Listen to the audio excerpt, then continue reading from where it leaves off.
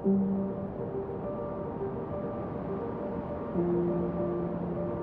crazy reference for me is that I remember as a kid I got to go to a Caravaggio exhibition. Now Caravaggio is an Italian Renaissance painter, and there's this one particular image, the inspiration of St. Matthew, and it's this guy painted at a table looking over his shoulder and this beautiful angel coming in with this orange cloak. Now the thing about Caravaggio's work, it was always a single source of light. And what I loved about it is that your highlights were just rich, like full of detail, but your shadows would just fall into just blackness. So for me, that's what I was attracted to, is the single source of light, and then I want my shadows to fall into nothing.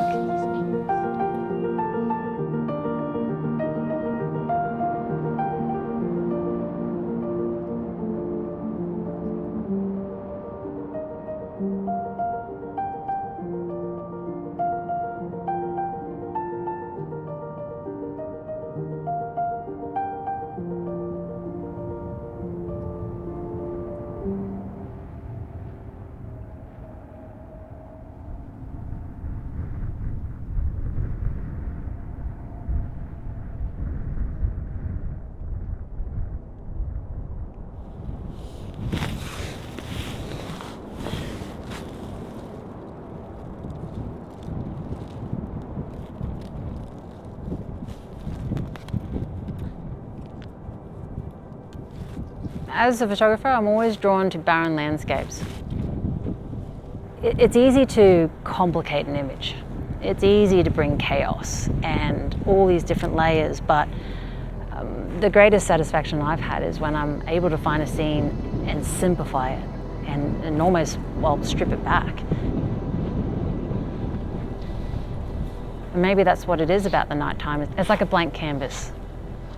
I have the ultimate freedom as a creative to light the landscape how I wish to. Can you get the bottom part to come, like, keep it all LEDs? Yeah.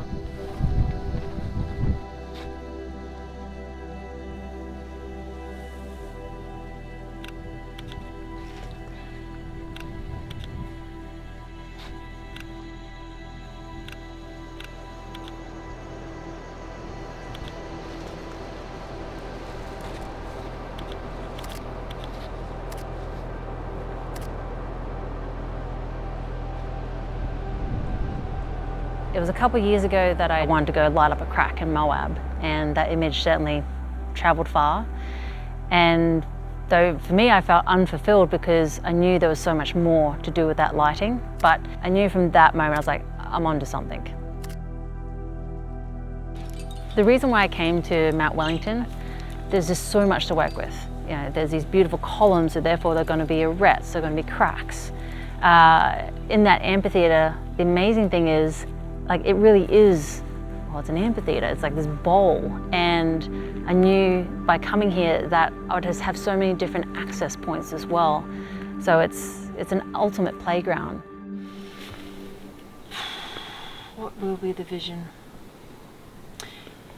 If Mother Nature abides and it's foggy again tonight like it was last night, my hope is that all of this becomes quite fuzzy, and there is still an opportunity though where I want to pop a flash so I separate the climber, and beyond that I'm going to hang some LED lights that I'm just trying to create some room lighting, because the cool thing when you look this way is that you see all these incredible stacks and columns, and it truly is some of the most incredible features. For me as a photographer, it's not just about the action of climbing, it's also about the landscape. So how can I best, highlight the, the features or the attributes and really, really make this image sing.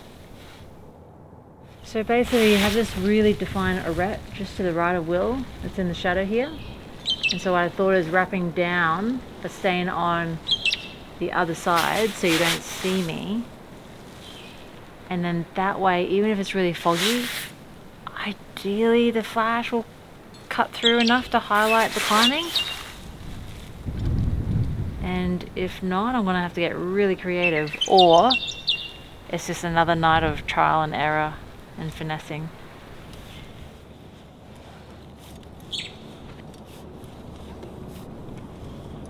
The thing I have to admit is like, I have no fucking clue what I'm doing. And it's great because every time I come into these projects, if I have any sort of like specific idea, it'll never go to plan. But the main thing about failure, it's been the key to growth. Through failure, you figure out what you don't want. And when you figure out what you don't want, it really nails in that field of knowing what works.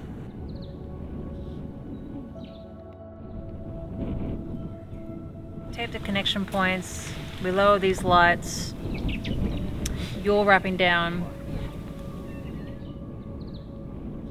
Behind me, with the arete lit up, this is After Midnight. It is one of the mega classics, and of course it's a climb that's been photographed quite a few times, and it is really hard with climbing to figure out, well, what's a different twist, or how do I show this in a different way.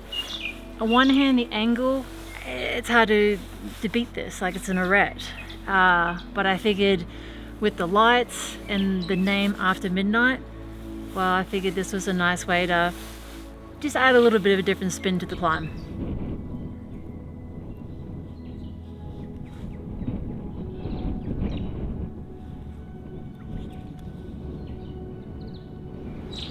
I might have said that I didn't know what I was doing, but occasionally it works out.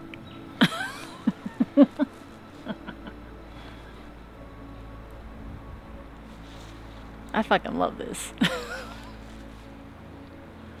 If you just climb to the next spot, I'll take a few shots and see how we go.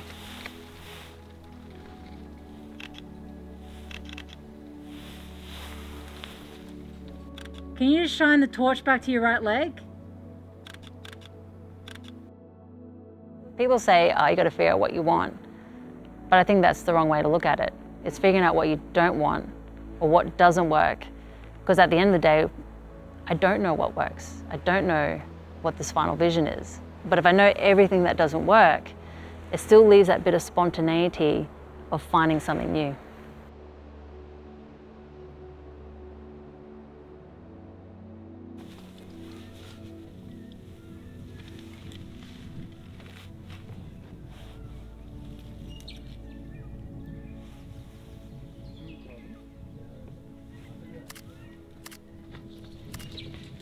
All right, Nick, I reckon this is the last round.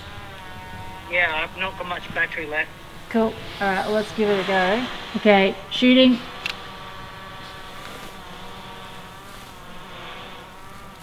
It is a really cool creative challenge, but it's incredibly satisfying. All this effort to get to one shot. I think it's a cool image. I feel like there's a weight off my shoulders. With these projects, I feel like I put a lot of pressure on myself, but it was nice just to get something that I'm really proud of. I tend to be a bit of a 0 to 100.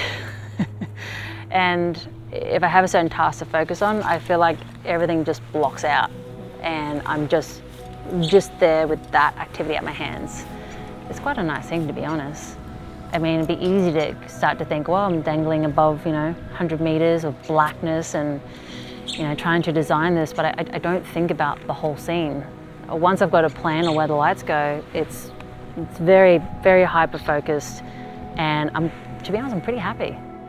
Like, there's no intention to create it for someone. There's no intention to create it for money. It's just, you create it for yourself. And I think when art is created in that way, it will always have the biggest impact.